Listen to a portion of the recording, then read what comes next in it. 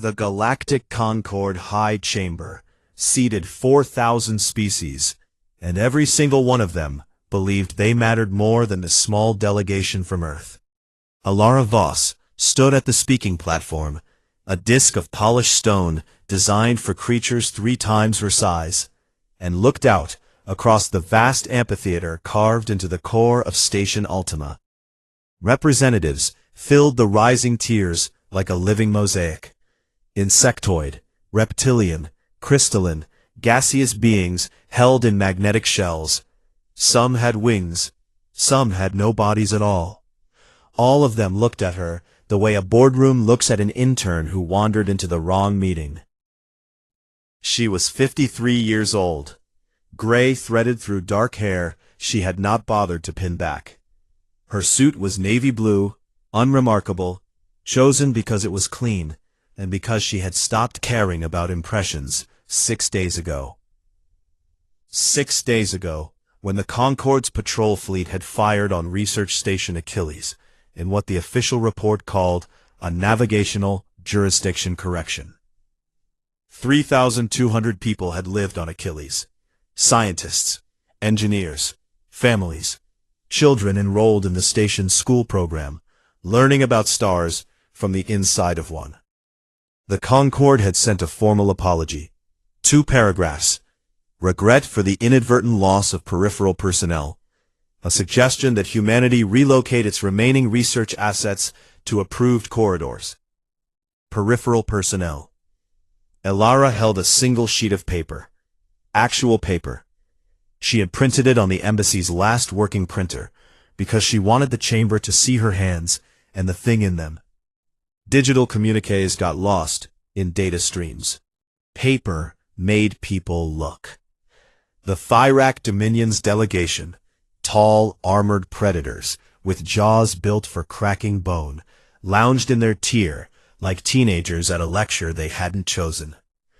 Their ambassador, a scarred male named Dracath, was watching Alara with the specific amusement of something that ate things her size. The speaker of the chamber, a Valeth, willowy, translucent, voice like wind through glass, activated the translation field. Every word Alara spoke would be rendered into 4,000 languages simultaneously. Ambassador Voss, you have the floor to submit your petition. Petition. They expected her to beg. Every small species begged. You lost people, you came to the chamber, you cried and pled and asked the larger powers to please, maybe, consider not doing it again. Sometimes they got a nicer apology. Sometimes a trade concession. The Mirith had once received a fruit basket, an actual fruit basket, from the Thyrak, after the Thyrak had glassed one of their colony moons. Alara unfolded the paper. This is not a petition, she said. The translation field hiccuped. Several delegates leaned forward. Station Achilles housed 3,200 of our people. They were studying gravitational lensing effects near the Parath cluster. They were not armed. They were not in disputed territory. Your patrol fleet destroyed them, and you called it a correction. She paused. Not for drama. She paused because her daughter had been on Achilles, and the pause was where she kept that from climbing out of her chest and onto the floor of this chamber, where it did not belong. Not here, not yet. Earth has asked me to deliver the following message to the Concord and all its member states. She read from the paper. 3 sentences. Her voice did not shake. The translation field struggled, not with vocabulary, with concept. The Valeth rendering came out fractured. The Thyrak version defaulted to a combat challenge idiom that wasn't quite right. The Mirith translation triggered a hive alert pheromone that made their entire delegation shift in their seats.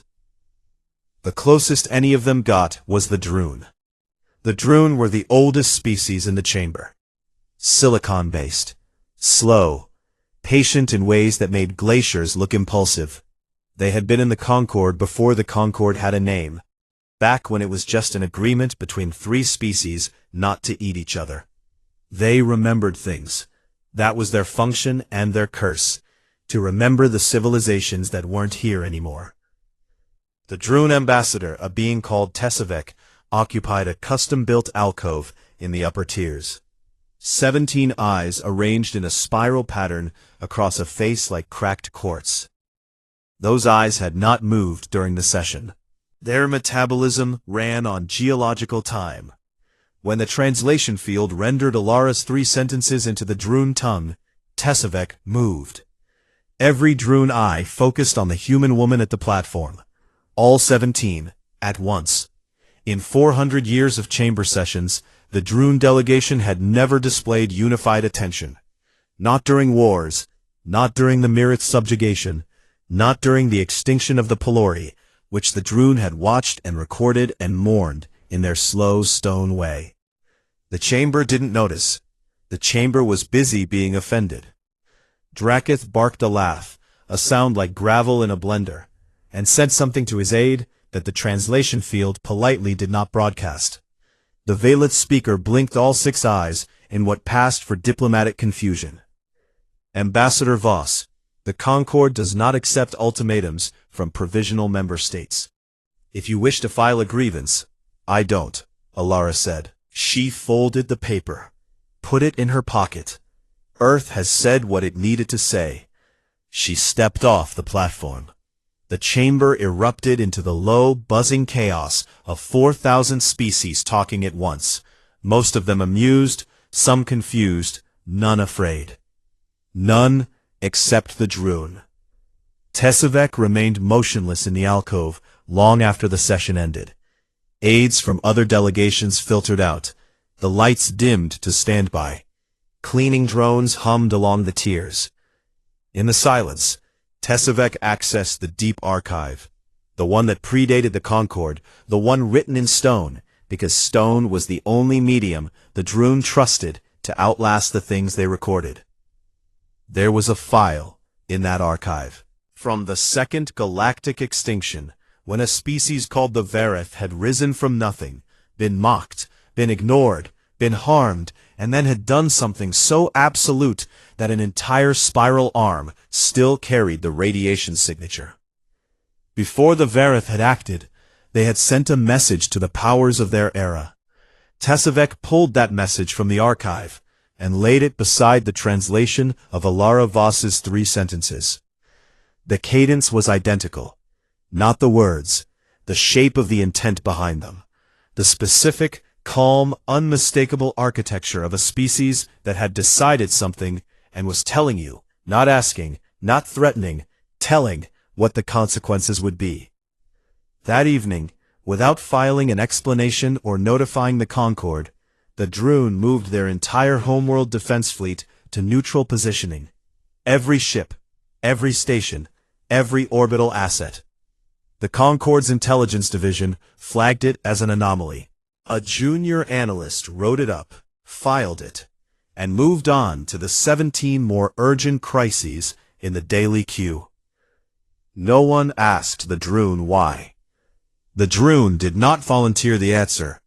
Some things, Tesavec knew, you only understood after it was too late to matter.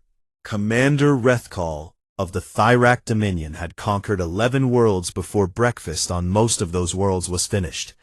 He was good at his job. His job was making things that belonged to other species belong to the Thyrak, and he approached it with the enthusiasm of a professional who had never once been told no. Verata 7 was supposed to be easy. 80,000 humans on a frontier colony at the edge of Concord-mapped space. No military garrison, no orbital defense grid. A farming world mostly. Wide plains of engineered grain, clusters of low buildings with solar arrays on every roof, a single spaceport that could handle maybe 40 ships on a generous day. Rethkal brought 200 warships, not because he needed them, because the Thyrak believed in the poetry of excess. You didn't just take a world, you made the taking so massive, so absolute, that the species you took it from understood the message in their bones. You were small, and we are not. And this is how it has always worked.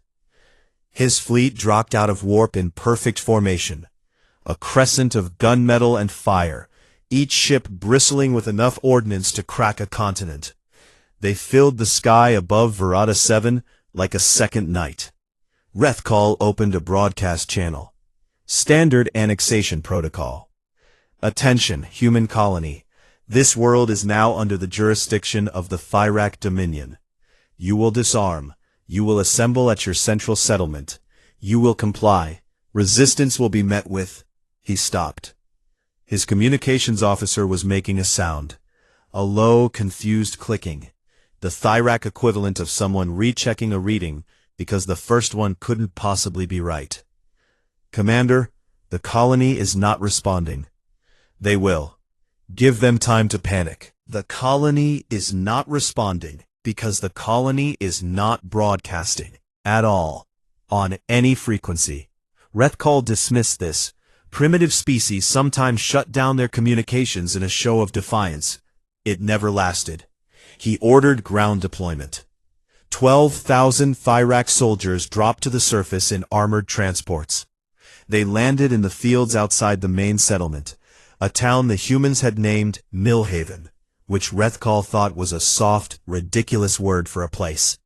His advanced teams moved in through the eastern approach, weapons charged, formation tight. They found the streets empty. Not empty the way a town goes empty when people are hiding. Rethkal had seen hiding. Hiding left traces. A curtain pulled aside, a door closed too hard, breathing in the walls. This was different. This was empty the way a shell is empty, after the creature inside has already left. Every single one. His soldiers moved through the buildings in standard sweep formation. Kitchens had food on the counters, bread cooling on a rack, a pot of something on a stove, still set to low heat. Lights were on. Music played from a device in one home, something with strings and a woman's voice, looping because no one had told it to stop.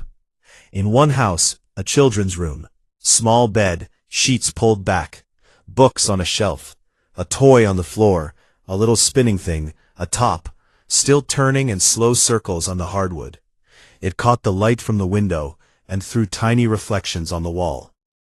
Rethkal's advance captain reported in. His voice had something in it that Rethkal did not like. Commander, the settlement is clear. All structures are empty. Define empty. No humans, sir. None. 80,000 population registered. 0 biosigns detected. No shuttle departures logged. No warp signatures in the system. Not here. Rethkal stood in the command center of his flagship and felt something he had not felt in 40 years of conquest. He didn't have a word for it in Thyrak. The closest translation was the feeling a predator gets when it enters a clearing where the prey should be and finds only silence, and understands in some old, pre-language part of its brain that the silence means the clearing is not safe, that the absence is not emptiness, but preparation, and that the smart thing to do is leave. Now, before you find out what the silence is for.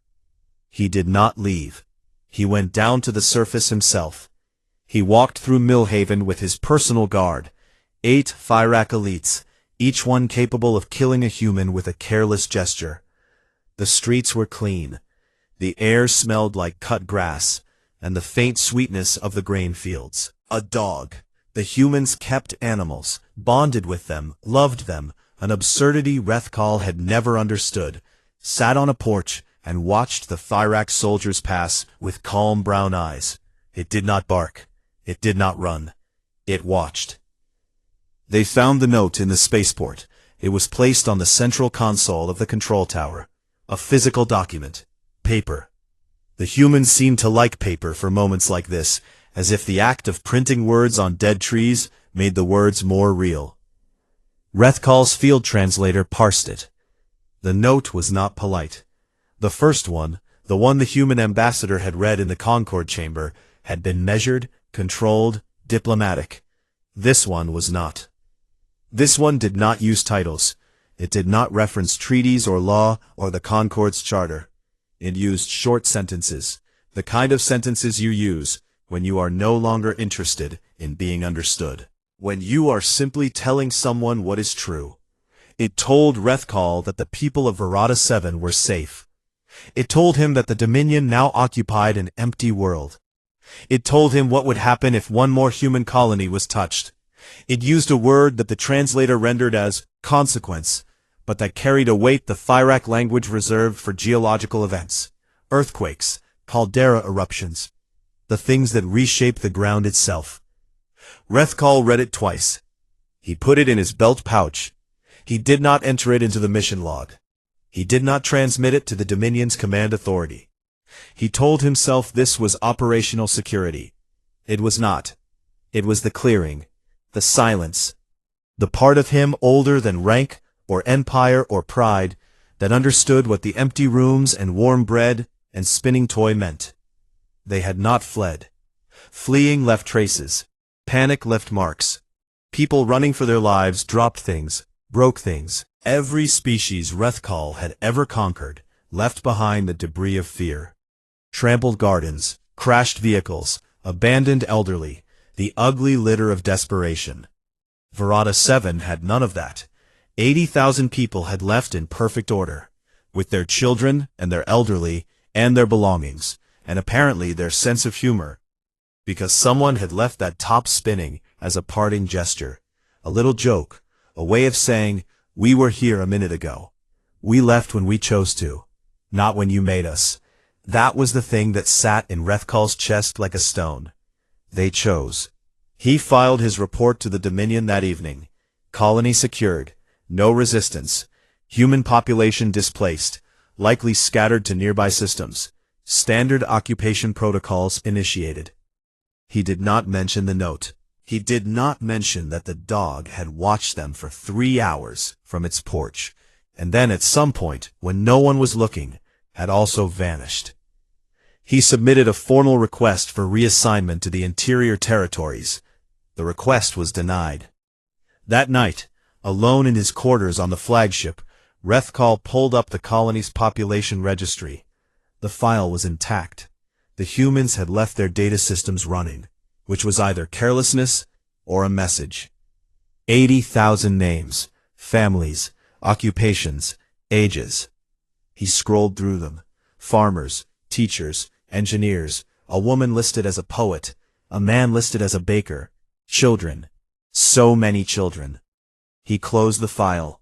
He turned off the lights and lay in the dark and listened to the silence of a conquered world where nothing had been conquered, and tried to name the thing coiling at the base of his skull, the thing that tasted like metal and smelled like the empty clearing. Thyrak didn't have a word for it. Humans did. They called it dread. Senior intelligence analyst Sathara Cole of the Mirith Collective had been assigned what her supervisor called a housekeeping file. A routine threat assessment on a minor species. Should take 1 cycle, maybe 2, if the species had done anything interesting in the last decade. Humanity's file was thin. 1 Concord seat, minor trade presence, a handful of frontier colonies, no military fleet on record, no weapons patents filed with the Concord's arms registry. Research stations in unremarkable locations, studying unremarkable phenomena. A species that kept to itself, paid its Concord dues on time, and caused no trouble. Sathara was Mirith. Insectoid, compound-eyed, built for pattern recognition the way a blade is built for cutting. Her species thought in networks. Where other analysts saw data points, Sathara saw the threads between them. It was why the collective had produced the Concord's best intelligence operatives for 6 centuries. It was also why the collective had been subjugated, because a species that sees patterns is dangerous, and the Concord preferred its dangerous things on a leash. She started with trade routes. Human commercial traffic was modest. Cargo freighters running grain, manufactured goods, cultural materials, music, books, the strange things humans traded that had no military or economic value, but that other species bought anyway, because humans had a talent for making things that stuck in your brain. The routes were standard. Birth to the frontier colonies, a few branch lines to allied species for trade, nothing unusual. Except, Sithara pulled the routes onto a three-dimensional map and turned it slowly in the holographic display above her workstation. Standard analysis looked at where the ships went. Sithara looked at where they didn't go, and why. 3 of the routes made no economic sense. A freighter running processed grain from Verata 7 to a station near the Perith cluster. A 17-day trip through empty space when there were buyers 6 days closer. A cultural exchange vessel making regular stops at a Mirith border world, a Droon archive station, and a Thyrak frontier outpost. A triangle route that cost more in fuel than the cultural materials on board could possibly justify. Unless they weren't trade routes. Sithara flagged the anomaly and pulled the crew manifests for the cultural exchange vessels. The crews rotated frequently, unusual for human ships, which typically maintained stable crews. Each rotation brought new personnel. Linguists, anthropologists, communication specialists, people trained in the specific art of learning how other species thought, spoke, and organized themselves. 40 worlds. The cultural exchange program touched 40 Concord worlds. On each one, humans had established small cultural centers, libraries, language schools, music halls, friendly, open, harmless. On each one, the program had produced fluent speakers of the local language. Not tourist-level fluency, deep fluency, idiom level. The kind of fluency that let you read a room, know when someone was lying, understand the jokes that didn't translate. And on each one, the program had built relationships. Not with governments, with people. Traders, engineers, dock workers, the species who actually made things move. Sithara sat back in her chair. 40 worlds, 40 loyalty networks. Invisible, embedded, not spies, something more subtle. Friends, allies, people who liked humans and would take a call from one at 3 in the morning and not ask too many questions. She pulled the research station data next. Humanity had operated 14 deep space research stations over the last 20 years. The Concord's records showed them studying gravitational lensing, dark matter filaments, stellar nurseries, the kind of pure science that bored military analysts into skipping the file. Sithara did not skip the file. She mapped the stations, 14 points in 3-dimensional space, random at first glance, scattered across the outer territories like seeds thrown by a careless hand. She overlaid the Concord's FTL relay grid, the network of faster-than-light communication beacons that held the Empire together. Every order, every fleet deployment, every intelligence briefing, every trade transaction moved through those relays. The 14 stations formed a pattern. Each one sat within disruption range of a primary FTL relay node. Not close enough to be obvious. A perfect distance. The kind of distance that only mattered if you were planning to do something to those relays, and wanted to do it simultaneously across a very large area. Sithara's compound eyes processed the pattern in 3 dimensions, and her thorax went cold. Station Achilles, the one the Concord had destroyed, had been the 14th point, the one that completed the geometry. With it gone, there was a gap in the pattern, a blind spot. She searched for construction activity in the gap. She found it. A new station, smaller than Achilles, already operational, registered as a private mining survey platform under a human corporate shell that, when Sithara traced it back through 11 layers of bureaucratic filings, was owned by a trust administered by the same office that administered Earth's diplomatic mission to the Concord. They had rebuilt the missing piece and moved it closer to the relay node. She put down her data tablet. She walked to the window of her office, a narrow slit in the intelligence division's armored hull, and looked out at the stars. Somewhere out there, on 40 worlds, in 14 precise locations, through a network of friendships and trade routes and cultural programs and quiet, patient, invisible work, humanity had built something. Not a weapon, not a fleet, something worse. a shape, a design so large that no single observer inside the system could see the outline of it. You had to step outside the frame, look at the negative space, count the things that weren't there, and only then, only if you knew what distributed intelligence looked like, only if your species had once built something similar before the Concord put a collar on you, could you see it. Sathara saw it. She returned to her desk and began writing her report. She wrote for 6 hours. She deleted most of it. The details didn't matter. The details were the trees, and no one in the Concord's intelligence hierarchy had the patience to see the forest. Her final report was 11 pages of supporting evidence and a 1-sentence summary. They were never not ready. 5 words. She stared at them on the screen. They were insufficient, and they were everything. 20 years of patient, quiet, invisible preparation by a species the Concord considered unremarkable. 20 years of being underestimated, condescended to, given 1 seat in a minor corridor and a pat on the head, while they built a network that could blind the entire Concord in a single coordinated action. She submitted the report. It was received, classified, filed in the Intelligence Division's archive under Minor Species Routine Assessments, and never opened by anyone with the authority to act on it. Sathara was not surprised. She knew how empires worked. Her species had tried to warn the Concord once, a long time ago, about a different threat. The warning had been filed. The threat had materialized. The Mirith had paid the price, while the Concord's bureaucrats expressed regret and commissioned a review. She resigned her commission the next morning. Her supervisor asked why. Sathara told her she was tired, which was true, and that she wanted to spend more time at the collective's home nest, which was also true. She did not say the third thing, which was that she had looked at the shape humanity had built and recognized it for what it was, and she did not want to be inside the Concord's intelligence apparatus when the shape moved.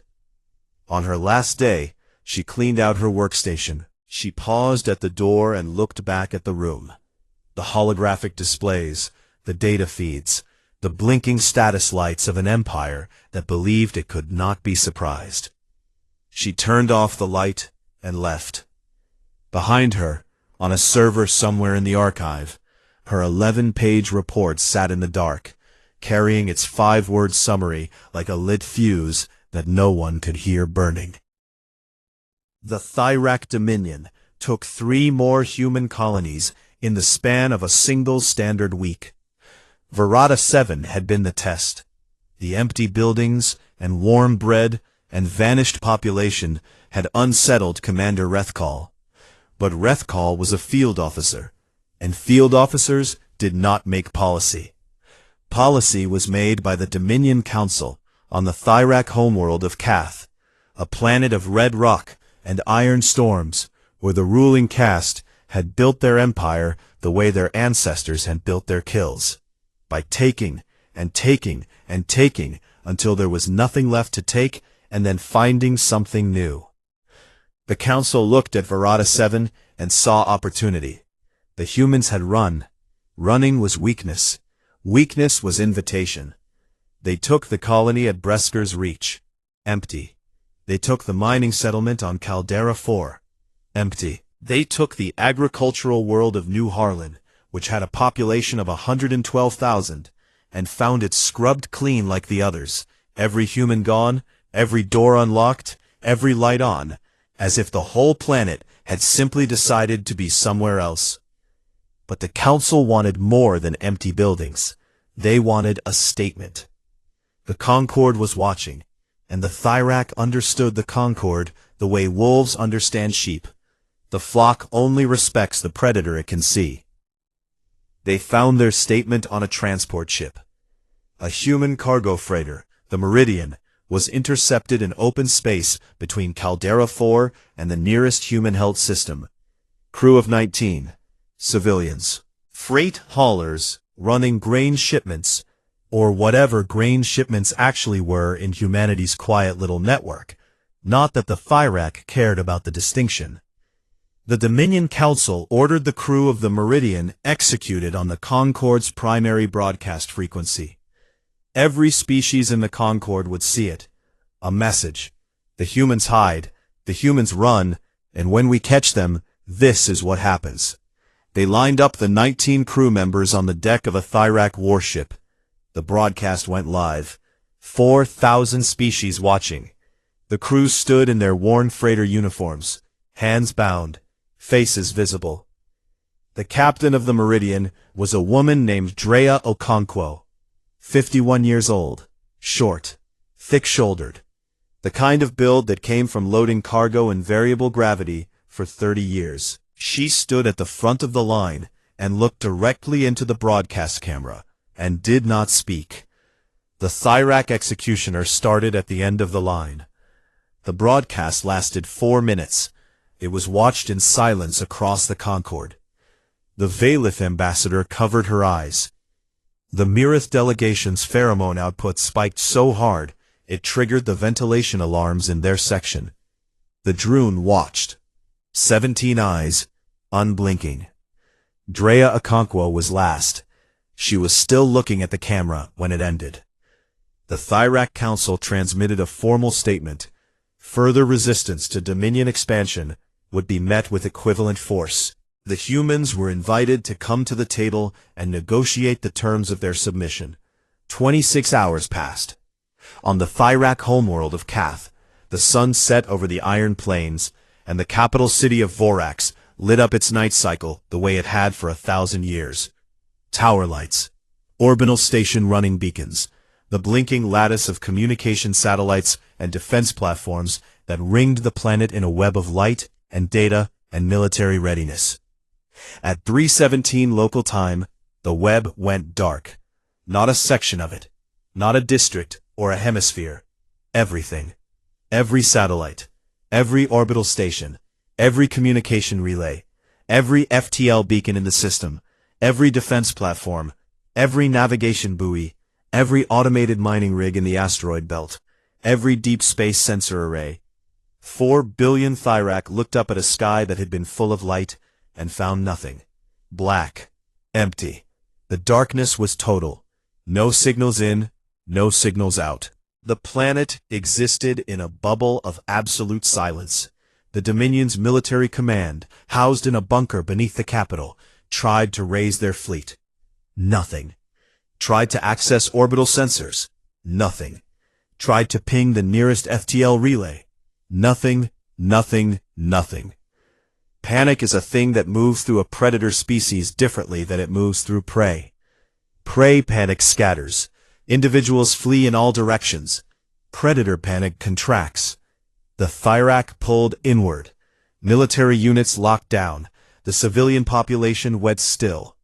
The entire planet held its breath and waited for the blow. The blow did not come.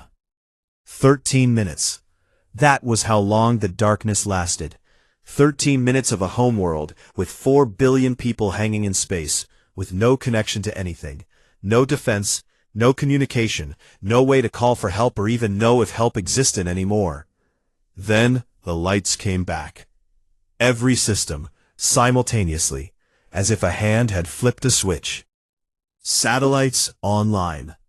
Stations responding. FTL beacons active. Defense platforms nominal. Not a single piece of hardware damaged.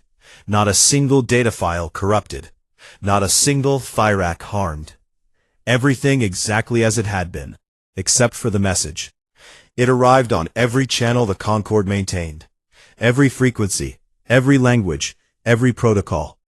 It arrived on personal communication devices and military command networks and civilian entertainment streams, and the Valith speaker's private diplomatic line, and the Droon Archive's read-only historical feed. It arrived everywhere, simultaneously, in clean text that needed no translation because it had been pre-translated into every language in the Concord's registry. 6 words. That was the lights, next is the air. The Concord's military analysis division would spend weeks trying to understand how it was done. Their best theory involved some form of coordinated signal disruption on a scale that required either technology the Concord didn't know existed, or a network of pre-positioned assets so vast and so well hidden that the entire intelligence apparatus had missed it completely. They were correct on both counts. But the technology was not what made the admirals lose sleep. Technology could be studied, countered, adapted to. What made them lose sleep was the math. 19 humans had been executed on a broadcast feed. The Thyrak had used maximum force. They had killed every prisoner. Total. Absolute. The Thyrak way. The human response could have been the same. Cath was defenseless for 13 minutes. 13 minutes was enough to crack the planet's crust, collapse its magnetic field, vent its atmosphere, or simply turn off the power and leave it off until 4 billion Thyrak choked in the dark. They didn't. They turned off the lights for 13 minutes and turned them back on and said, "This is what we can do." We chose not to. Understand what that means. The Thyrak Council understood. It was not the power that terrified them. The Concord had species with planet-cracking weapons. The Valith had a star-killing contingency they thought no one knew about. Power was common. Control was not. An enemy that attacked with everything it had was predictable. You could model it, plan for it, build defenses scaled to its maximum output. An enemy that chose its response, that calibrated its violence with surgical precision, that could destroy you, and instead chose to embarrass you, to make you feel your own helplessness without leaving a mark. That enemy could not be modeled. Because the variable wasn't capability. The variable was intent. And intent lived inside a decision-making process you couldn't access or predict. The Thyrak released all human prisoners within 6 hours. Not because they were ordered to. Not because the Concord intervened. Because the Dominion Council looked at the 6-word message and understood, in the predator part of their brain that had kept their species alive for 1,000,000 years, that they had been hunting something that was not prey. The Concord High Chamber convened an emergency session. The speaker called for order. Order did not come. 4,000 species were talking at once, and the sound was not the usual political noise. It was the sound of a room recalculating. In the upper tiers, Tesavek of the Droon sat in the custom-built alcove and watched.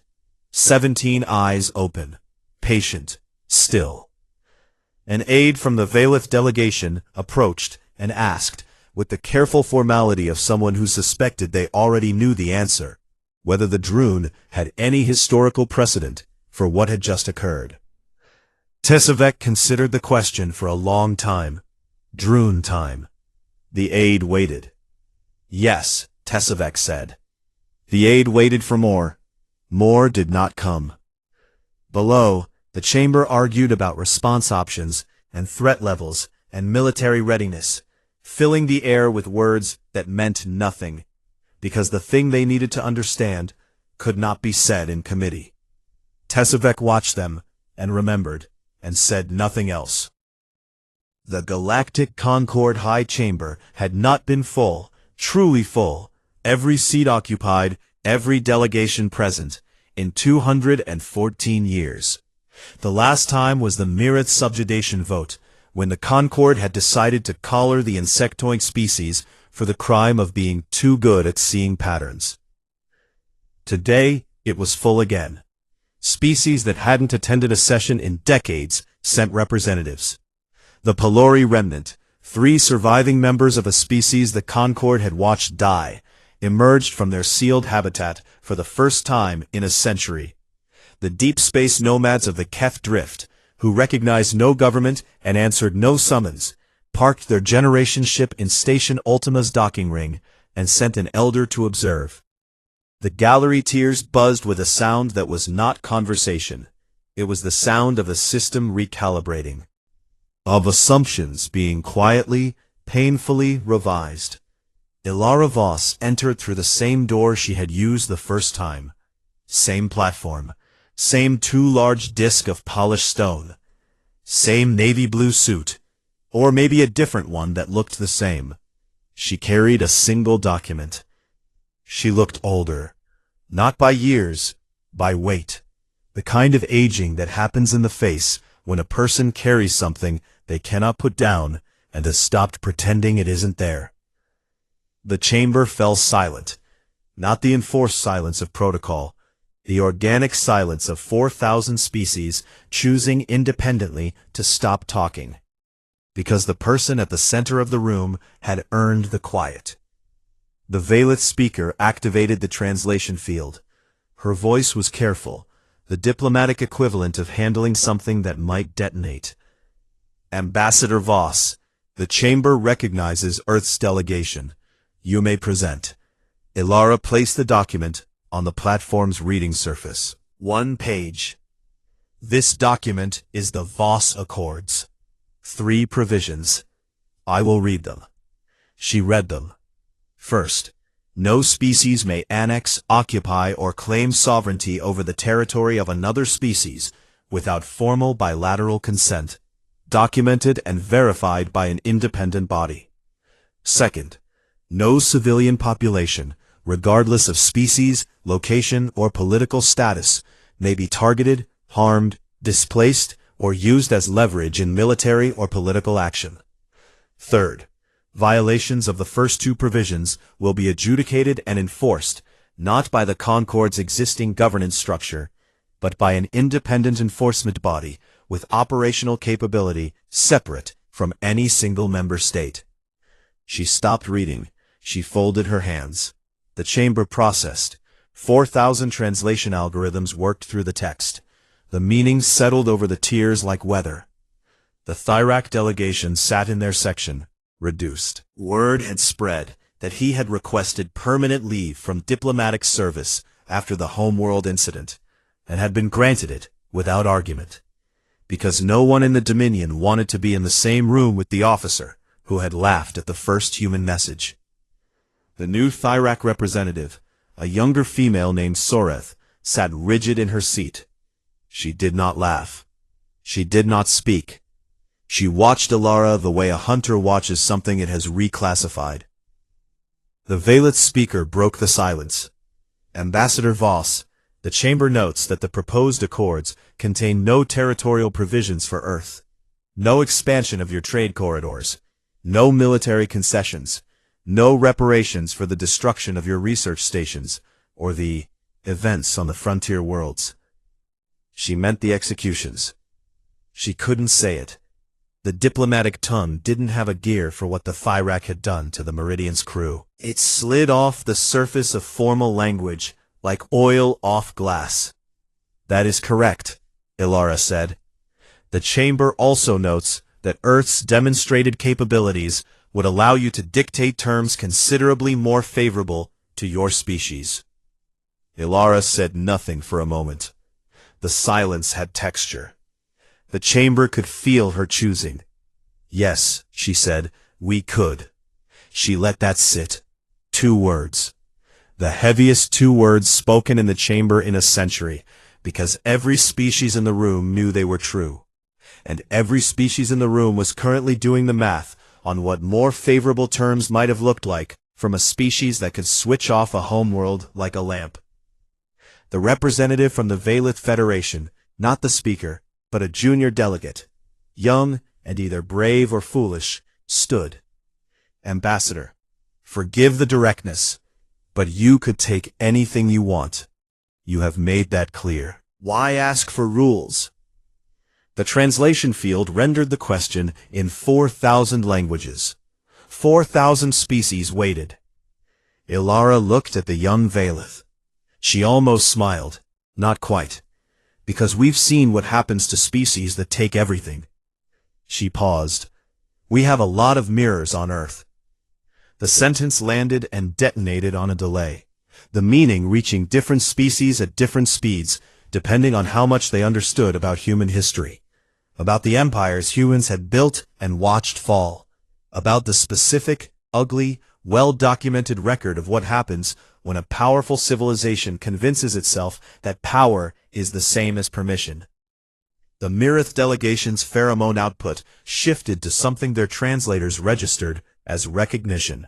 The Cath Drift Elder closed 4 of 6 eyes, the nomad gesture for respect given to an enemy who chooses not to be one. The Droon ambassador moved. Tesavek stood. The chamber went silent in a different way. Not the silence of attention, but the silence of shock. Because the Droon did not stand. Their silicon-based biology made the act physically difficult. Tesavek's joints ground against each other, a sound like stone scraping stone, and 17 eyes tightened in what was clearly pain. 2 Droon aides rushed forward. Tesavek waved them off with a gesture so slow it was almost a geological event. The old archivist stood fully upright for the first time in the chamber's living memory. Cracks ran through the crystalline surface of Tesavek's outer carapace. Small lights flickered in the silicon lattice beneath, the Droon equivalent of a racing heartbeat. Tesavek looked at Alara Voss, 4,000 species, watching a being older than most of their civilizations stand in pain to look at a human woman from a species that had been in the Concord for less than a generation. Tesavek spoke one word. It was in the old tongue, the Droon language that predated the Concord, predated the current Galactic Arm's political structure, predated everything in the chamber except the Droon themselves and the stone they recorded their memories in. The translation field could not render it. It tried. It cycled through approximations. The closest it got in the Veilith tongue was the awaited. In Thyrak, it defaulted to the worthy. In Mirith Hivespeak, it produced a chemical signature that meant pattern completed. In human language, in English, the version that Alara heard in her earpiece, the translation field offered a single word.